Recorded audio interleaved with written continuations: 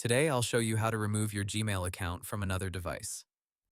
If you signed in to Gmail on an old phone, a shared tablet, a borrowed computer, or any device you no longer use, it's a good idea to remove your account access.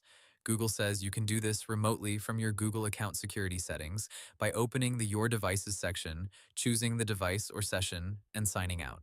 The easiest way to do this is from another phone, tablet, or computer that you trust. Start by opening Gmail or your Google account page, then sign in with the Gmail account you want to protect. After that, go to Manage Your Google Account, open the Security tab, and look for the section called Your Devices. Then tap or click Manage All Devices. Google says this page shows devices where you're currently signed in, or devices that have had account access in the last few weeks. Now review the list carefully.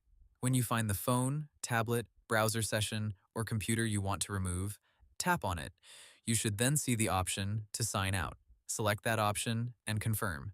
Google notes that one device name may show more than one session, so if you want to fully remove access, you may need to sign out of each session listed for that device.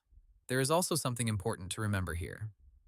On the Gmail app for phones and tablets, Google says you do not directly sign out the usual way. Instead, on the device itself, the account is removed from the Gmail app or from the device.